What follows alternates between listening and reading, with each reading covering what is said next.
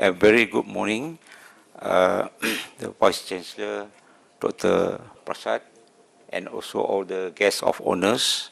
I would like to express honor that I've been invited in this conference on something related to 5G, which is very important. 5G, will be coming soon. Currently we have 2G, 3G, and 4G. So those happen, talking about horizontally. We are talking about increasing the broadband and the speed. When the 5G come in, it's a bit different. You're looking into not only horizontal and vertical. ITU have set. ITU is the International Telecommunication Union, coordinating all the activities related to this radio communication, including the mobile communication, has set the vision back in 2012-13 that 5G has to be more than what 4G can offer. So one of the things that the criteria set in the 5G is that to get the enhanced further the broadband. The 4G can provide the broadband already, but for 5G it should be enhanced further to get more capacity, not talking about the speed only, on the capacity. But there are other things that ITU says that it has to be ultra reliable, low latency, meaning that there will be a new use cases, not only for the broadband, but you're talking about vertical now. Like, for example, for the healthcare, remote surgery, or even the 5G, as can support what you call the very high resolution, 4K, 8K, which means that we can do remote diagnosis. Doctor can be anywhere. They are looking into the cloud and so on. Okay, and then autonomous car is maybe somewhere because the low latency means you like a real time. Okay, I think one of the things important is maybe we can increase further the safety and so on. In the other area like agriculture, sensors is part of it. That's why another area that ITU said is the massive machine type communication, meaning the IoT or massive communication. So these are the three areas that I think the 5G can support. So it become horizontal to vertical. It open more industry, not only talking about telecommunication, but all the, the automobile, the healthcare, and so on. And I think it's a very good time that this conference been organized, and this because by 2020 5G will be commercialized. And I think I would like to congratulate the Vignan University, also the Vice Chancellor, and also the University to initiating this, where is the first. I hope this will continue for the following years until 5G been implemented. Okay, thank you very much. Today, I would like to share related to the journey toward 5G evolution or revolution. So there is a question whether the 5G that we are moving next will be a evolution. That's what is happened before in terms of 3G to 4G, talking about enhanced broadband, or we are looking into evolution and also revolution, meaning that there will be other things besides just talking about the broadband. So with that, I would like to share this presentation today, just to answer what is the 5G all about. Okay, and second thing maybe is concerned with the what we call the standardization. Standardization means, as you know, that 3G is already global standard. It's coordinated by ITU. You go to everywhere, you can do roaming and all those things. Whereas when you compare before with the different first G, second G, that cannot be done. But what is the 5G? What is the standardization process been done to achieve those requirements? And also the spectrum. We're looking into 2G, 3G, 4G, the spectrum, if you look all below 6 gigahertz. You have 900, 1800, 2.1, 4G, 2.6 for LTE and so on. But you see that in 5G, that's why it's still a bit different. Whether the spectrum is still below 6 gigahertz or we are looking into a new things, new era, new spectrums. That is the thing that you want to see. And again, the use cases. Use cases means you are talking about currently just talking about try to get more speed, try to access internet faster, to get more capacity. But when it comes 5G, as mentioned, it's become vertical. Other industry can come in. Okay, automobile, healthcare, and all become that. These are new use cases created which open the opportunity for more business, more to coming up. And I would like also to share in Malaysia what are the initiative has been done toward the 5G implementation. And I come from the University Technology Malaysia. It's one of the technical university. Our university focusing more on engineering, technicals, and there's one center in this. Our university is focusing on 5G wireless communication. Is wireless. I want to share what we have there and what are the research that we are doing related to the 5G. So first one, if you see here. It's very clear that 1G is just for voice. You want to have mobility in voice. Second G, you're looking from voice to, because this is analog.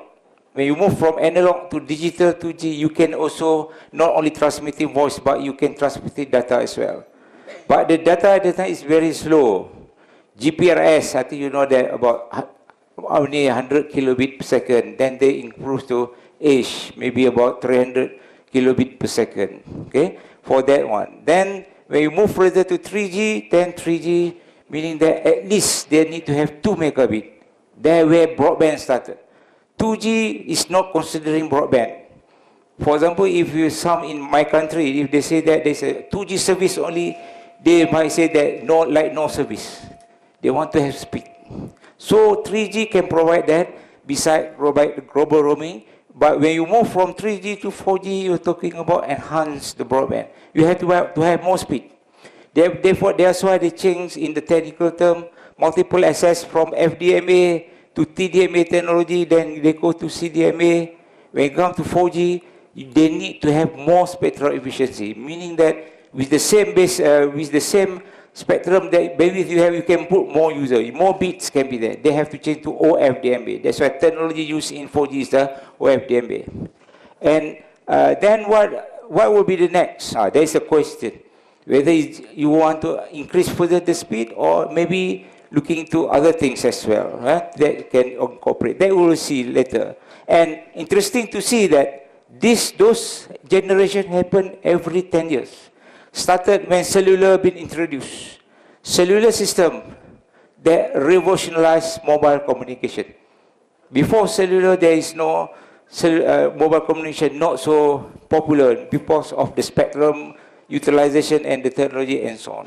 Okay, so it happened. That's why we are looking 2020 5G will be finalized implementation. So this, when we're looking into in terms of this broadband, you're looking into 4G. Actually, the real 4G that ITU said should be 1 gigabit, low mobility, meaning that if I am here accessing the mobile internet, the speed has to be at least 1 gigabit. If I travel in fast train, in Europe you have fast train 300 kilometers per hour. Connection to the internet has to be 100 megabit. That is the requirement. But when you move further from 4G to 5G, of course you can see that it enhances further the broadband. The broadband has to increase 10 times, at least 10 gigabit. No? That's one thing. But 5G, not only that, 5G talking about vertical now. Looking into low latency critical mission. They're targeting 1 millisecond. Latency means round trip. Like when you make a call, they return back, there is the latency. They read out there. So, and they're talking about 5G all in cloud. Everything sent to the cloud back to here. And use just like a real time. Okay, for that. That's why there's some of the critical mission use cases are very important. Okay, and then beside that there is a, IoT now become important. Not only people connecting to internet, but things surrounding us also need to be connected to internet. That's IoT. In 5G, all these things become standard. At the moment, IoT, they're introducing narrowband IoT and so on. But in 5G, it's that's why here, ITU has set the vision that I mentioned to you.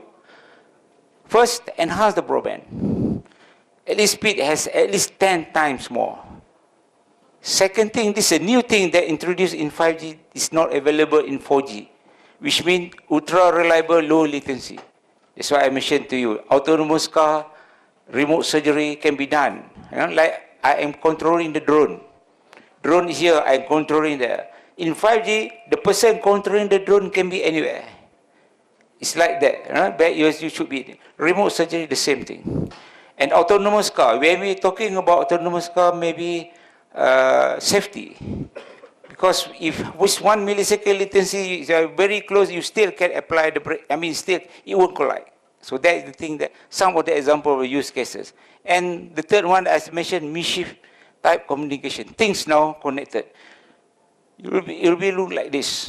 You will see that maybe the base station of 5G there, it can provide 10 gigabit at least to this location. Fiber to home, maybe some issue because of the last mile. But with the 5G, you can provide the capacity to all these things. And things are all connected to here. They're talking about 25 billion. Before they say 50 billion connection. Now maybe they reduce to 30 to 25 billion connected devices. If you see the world population, everybody have phones, for example, 7 billion, 7 billion, which means 25 billion mean that 2/3 surrounding us are all connected to internet. See, if you see here, for example, device to device communication. You can say you have a car. Your car have a device. Yeah? This device can talk to this device inside the car. If something wrong with this device, maybe this will send back to the data center or then you receive a call from the data saying that your car have problem. Because this is just an example. This is you can see all are connected there. That's why we're talking about massive connectivity. Other thing that already mentioned requirement is 10 gigabit. Okay, and then latency 1 millisecond. It has to be ultra reliable. Okay, that is very important. That's a thing. And then of course battery life has to be long and so on. I have a video here, but maybe I don't know. Can we play? But anyway, this is just the video just to show the concept of the latency. Maybe you can. Is it possible the mouse is working? No, it's okay. I think I will skip this, but I will go to the later on that one. But you see here, 5G in 2020 need capacity. 3 things requiring capacity. How to increase battery internet. First, you need to have good signal to noise ratio. So it means what? You have to be close to the base station. It's a small cell. Right? You always close the thing. That's why in the 5G, the beam you see 5G, the cell of 5G only 200 meter. This is one of the vision, because 5G cover different bands. It's one of the use cases example where you need to have low latency and high capacity. It has to be 200 small cell here, and the beam here is steerable beam. The beam is moving. You're always pointing to that direction. Okay, so you don't require high power. I give you an example. If you have this lamp bulb. That way, of course, the only electromagnetic spectrum that you can see with your eye is the light. Other you cannot see, but they are all surrounding you. If this energy you want to cover this room, for example, you need to have certain voltage, certain power. But if I can, and the level I'm receiving here, this light where I can read, no, is enough to have this, but it has to be spread out all over. But if you can focus the beam just to you, the power that you need to transmit can be very low. And then when you move, the beam follow you. It's just like a spotlight. Okay, so you don't have, and then you can utilize the spectrum. If this channel being used here, the other channel can be reused again there, they won't cause interference and so on. So this is just an example. This is what one of the use case example that 5G can support by having these small cells. Other thing, you need bandwidth to get capacity.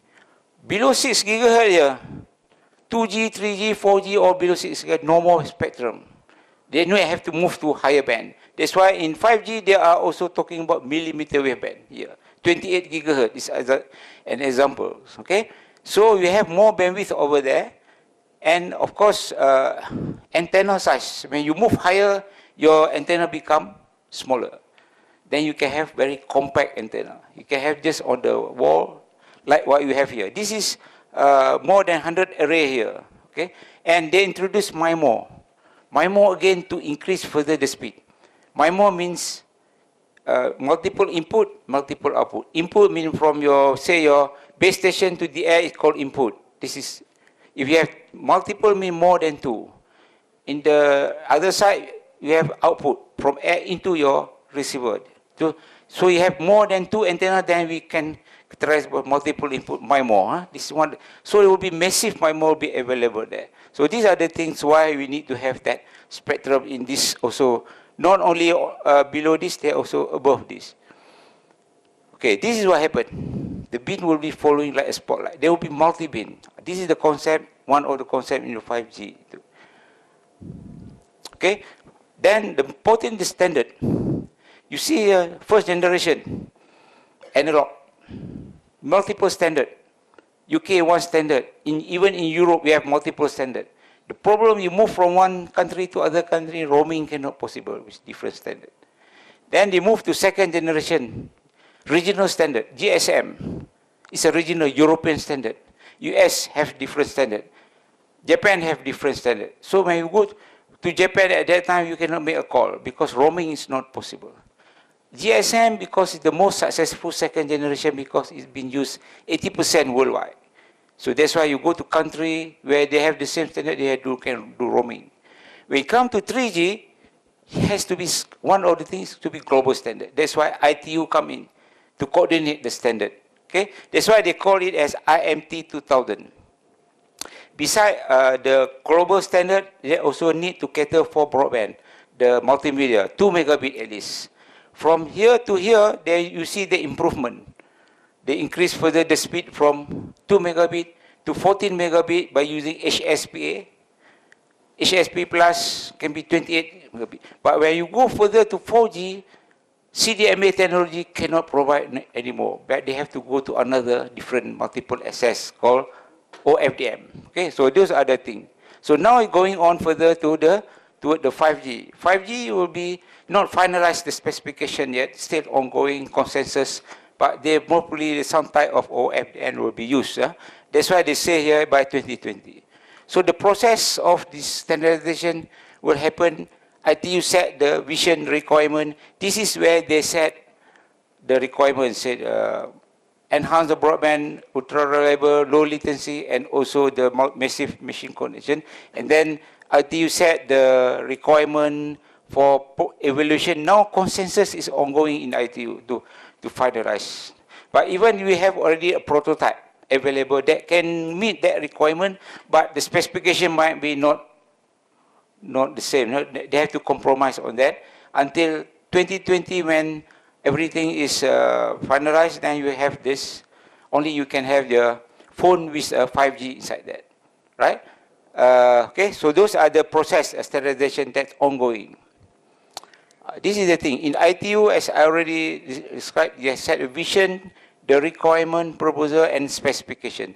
In 3GPP, the one that looking on the release, no, the LTE and also WCDMA, they are looking. Currently, they already finalized the release 15, which means part of the enhanced broadband in 5G already been done, but now they are looking for the, before they can finalize the actual specification.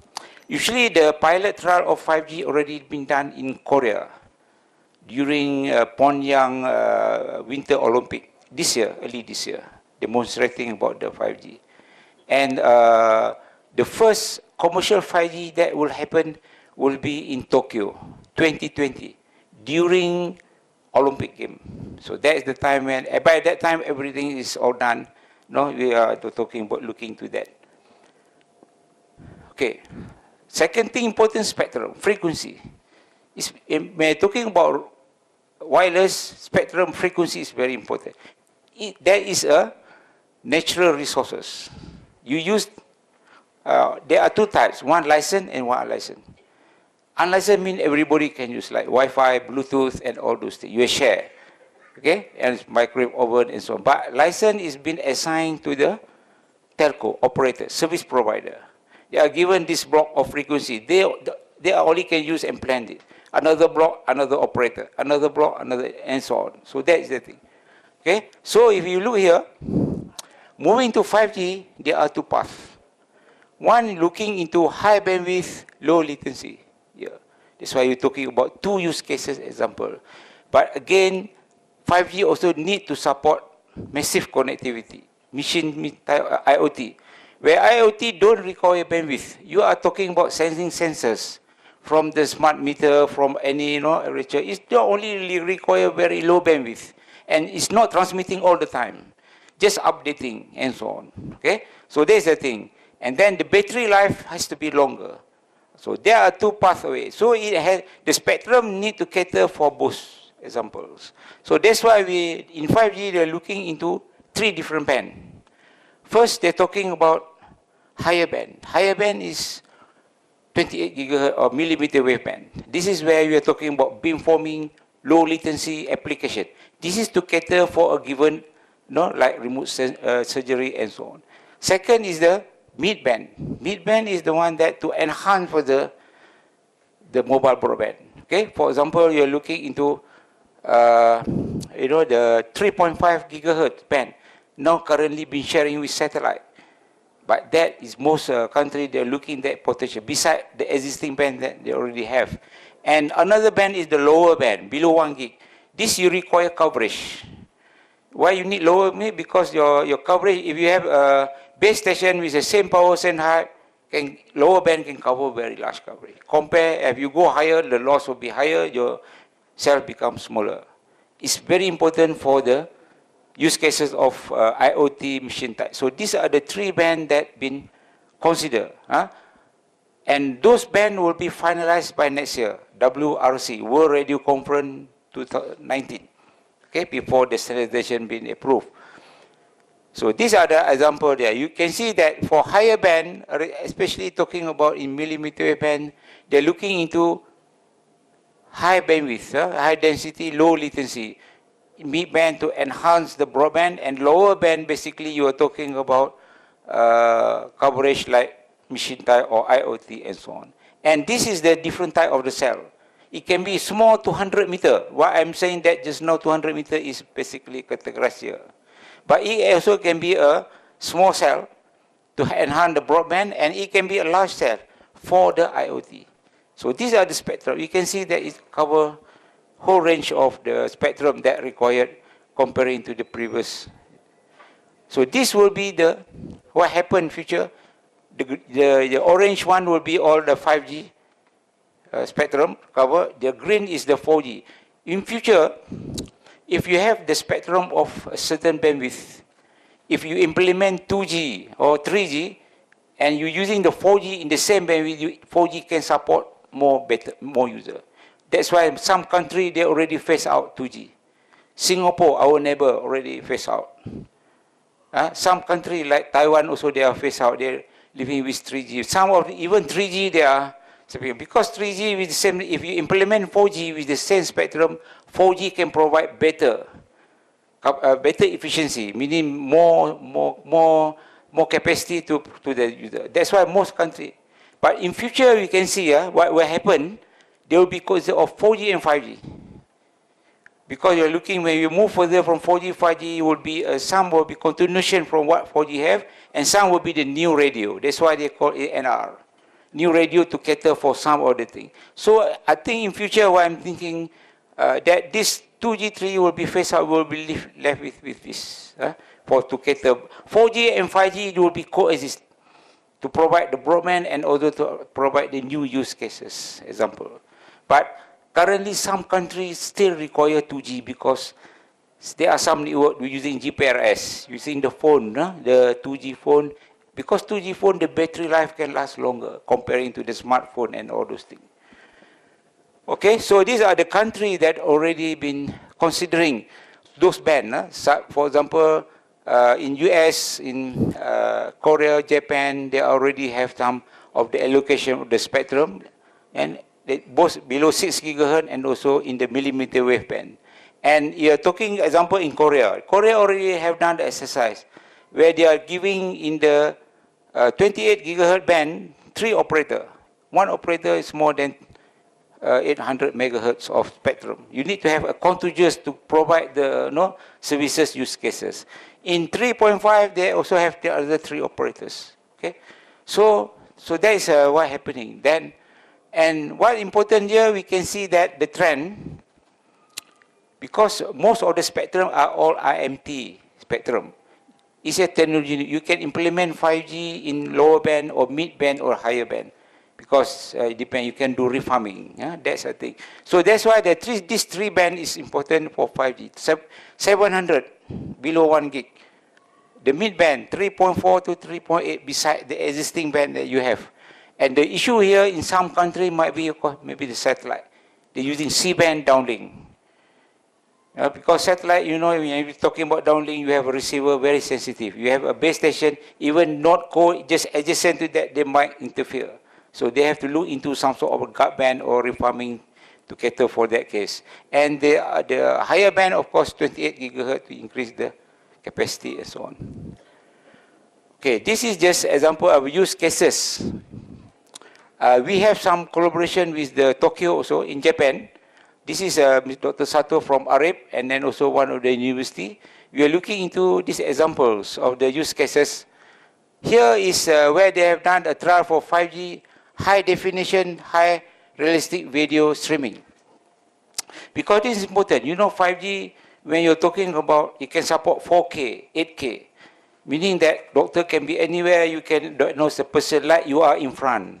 Okay, and second thing, you can see like the remote surgery I mentioned to you, the low latency means the robot will be operating, the doctor can be, some cases critical, has to be done. If you don't do that, then will be no life or death and so on. But that is happened. And now you see that we are a shortage of specialists. You can share, specialists can be in one location, but the patient hospital can have all these facilities that we can get that done. Okay, this is the example. Another, and I think this one you're talking about, it can support entertainment in high-speed moving vehicle in the retreat, right? So this is the trial that have been done in Japan, and this one is for example, in the stadium. We can have also some sort of this entertainment in stadium, high definition video streaming, and so on. With 5G, this can cater all those. Because the features that you have.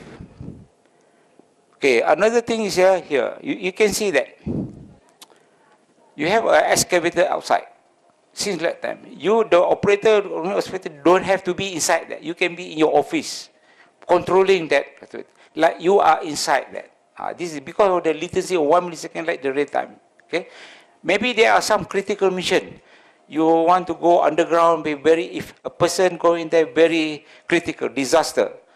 This is not necessary to be there. He can be controlling what is happening inside there and so on. So this is some of the features. You can see that it's become vertical. Many industry will come in and get from there. This is another example like platooning. Platooning means, you know, the truck going there, but the truck behind this, they don't need a driver. They will follow and all those. So in 5G, with this is possible. Okay, so this is just an example of the use cases that will be. Okay, what are the Malaysian initiative based on that? We have a working group. We're looking into the 5G future network. We call it IMT and future network. Besides that, we have a number of other working groups working on the IoT, IPv6, infra, security, and so on. This one need to have a technical code. Before we implement 5G, for example, there has to be a specification. But we don't create that specification, but we will adopt what is the ITU bin to make it as before they can be implemented in our country. This is reported to this Malaysian Technical Standard Forum. This is the one that directly under the regulator. MCMC is the regulator. So those are the. So here we have interaction between the telcos. These are the telcos in Malaysia. This is the vendors. We have Ericsson, Huawei, ZTE. We also have this government agency, the ministry, the regulator, the standard body, and also the university. University will involve in some sort of the collaboration in the research and all those things. Okay, so this will be the platform where we can discuss and related to the futures. We need to come up with the technical codes on the EMF radiation, because when talking 5G, you can see that all the devices around you are emitting. Will be EMF pollution. This is important.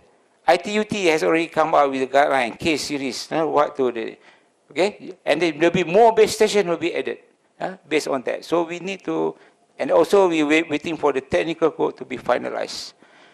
This is the government have announced that we will be having a test bed in Putrajaya. Putrajaya is the new government area where they want to showcase example of 5G, and then we are opening to all the vendors and all the telcos to create some use cases example to demonstrate 5G. I think starting November until end of next year before the 5G specification being finalized. Okay, now I want to share again about our university, what the research we are doing related to the 5G. So basically, our center, Wireless Communication Center, started back in 1989, has a lab. We collaborate with some of the many industry at that time. We've been upgraded to the center in 2003. And then again, we collaborate with CMC. They give us funding to create the labs. And so on. And then we be given by the government the high COE status to focus on 5G. And this is our collaboration with Ericsson. They're setting up an innovation center for 5G in our center to demonstrate the 5G capability. So this is just an example. We have the chamber. This chamber can go measure up to 40 gigahertz, which means that the 5G antenna that we develop and do research, we can do testing here. Okay, and we also have 4G lab there, but now since 5G future will be establish the 5G lab to demonstrate all that, and this is the equipment that we have to measure the radiation from handphone. We have two types. One is outdoor measuring from, because this is important. People may worry about if you have a base station surrounding, what are the effects of this? So we are looking into that as well, and this is one of the equipment that we use to do a study on 5G in terms of propagation. Okay, I want to share with you the innovation center for 5G that Ericsson has sponsored us. It was launched back in December 2016. You can see the prototype at that time, the mobile phone is this size. But we are demonstrating about but of course, once they finalize everything, all this size will shrink into one chip, put into your phone, and become, also you including the 5G there. And this is the base station, and this is we demonstrating, I have a video, but here we demonstrating enhanced mobile broadband. I mentioned earlier, IT said at least 10 gigabit per second. But what we can achieve here, to demonstrate 20, from the base station to the UE. Of course, in a line of sight. We demonstrate the latency here about 3 milliseconds. ITU need to have 1 millisecond. Now they are improving on that, before that. We have also this here, showing you that the beam forming. You can see the dot here. When you move this, this one, the dot will be moving. So this one showing you the beam forming effect of that. So this is the thing that we have in the IC 5G center beside demonstrating all those latency and so on. We have the robot, for example. When you move the hand, robot is moving also there. But to show the concept in 5G, when you move hand, robot moving is 1 millisecond mean exactly the same time. So the one is moving the hand can be anywhere in the cloud, in the other side. Okay, that's why you can do possible to do this, just like a real time. That is what 5G can support that, and you can imagine such sort of application that can be come out from there. So this is an example that I don't know I can put it because we cannot, but anyway, just to share with you, this is example of this car moving, then beam is following over here. And this is some of the things also we display on IoT, because IoT is part of that.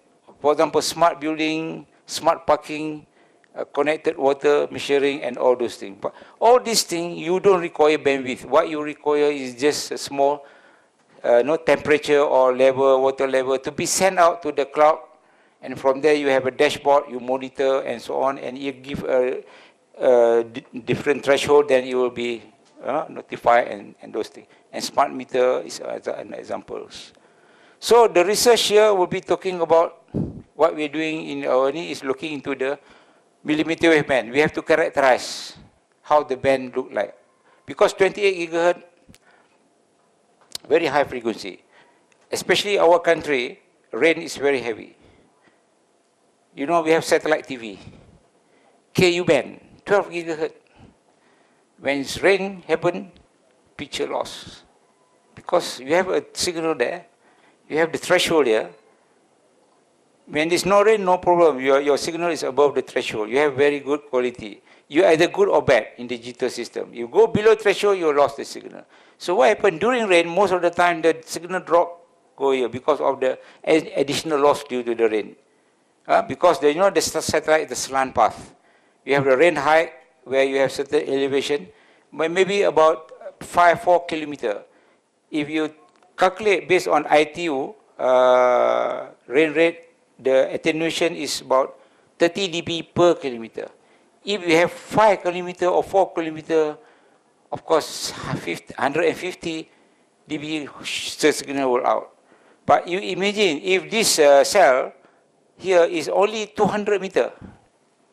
If you divide by 30, divide by 5, only 206 dB, no problem. Which means we can still use 5G in tropical region, even the heaviest rain. Because of the 6 dB can be compensated by the beam, right? But we need to study it. We cannot depend on the prediction or IT. We need to do some study, some measurement to make sure that it's reliable. It has to be one of the features in 5G should be ultra reliable, 100% reliable. Otherwise, no, cannot. Okay, so those are the thing example. And these are the multiple assets that I'll be looking at. Again, this is the antenna that we are also involved in antenna design. In the millimeter wave band, antenna array, and beam forming, and this is the multiple assets and modulation. In LTE 4G, they are talking about QPSK, 16 QAM, 64 QAM. If you use QPSK, 2-bit per symbol. You want to increase speed, you have to go to 16 QAM, 4-bit, or even 64 QAM. It's all adaptive. Those depend on the signal strength. If you are close to the base station, maybe you can get higher speed because you can go to 64 QAM and so on. In 5G, they're looking beyond that. Maybe 256 QAM or even higher. Okay, so those are the examples. Why? To get more bits within that given spectrum. So that is these are the research area that ongoing and before that. So for example, this, we have antenna array, we have this weightage to control the beam. You know the beam will be moving like this. That's why we are looking into that. We are talking about the beam is following the user. So the beam forming is one of the research areas that we are looking at and so on. Okay, so this is just another example that we have designed where the beam can be changed where we do some, this is the prototype, using the Rothman lens, this is the array, and then this measurement was done in our chamber, because our chamber can support up to 40 gigahertz. That means the antenna of 28 gigahertz that they use in 5G can also be measured. When you move, it will go to 3 people and so on. One of these shows the rain. And you're looking into, I already explained just now that our rain rate is here, 140, 150 millimeter per hour, comparing to the temperate region only maybe 30, 40. But if it's here, you can see about 30 dB per kilometer. But with 200 meter, it's only 6 dB, no problem. But if you're talking about backhaul for cellular, 4-5 kilometer or satellite just now, of course, for sure, your link will be out. But we need to study on that. So these are the equipment that we are using in our lab. This can go up to 40 gigahertz, meaning that we can characterize the channel, because all are very dependent on the environment. Maybe in Malaysia and here in India or in, there are different type of no? Yeah, and so on. We need to characterize that, and then, for example, what we concern here to see what happened between here, from transmitter to receiver, across the beam, through the foliage, vegetation, through all those things, and we also doing some simulation to compare, and maybe we would like to predict or to compare with what are the propagation. So, in general, we can say that 5G, we're talking about 1G to 2G, we can say a revolution, because analog to digital. You cannot fall back from 2G to 1G, because they are different, different. But 2G to 3G is the evolution. So even you don't say you have 3G here, you move out, there is no 3G coverage, you will still be connected, you'll be focused back. That is the evolution. Same happened to 4G. So 2G, 3G, 4G are all evolution. But when you come to 5G, you still have evolution, because if there is a 5G services here, say maybe I go outside, there is no 5G, but I still can be used. But I cannot experience, I cannot take advantage of what 5G can offer. But I still can be connected and so on. Okay. But besides that, 5G also talking about revolution. Okay. So those are the examples that what I want to share with you.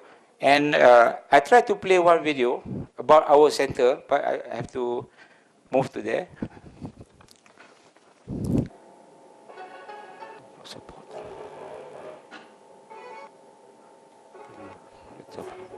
Yeah, okay.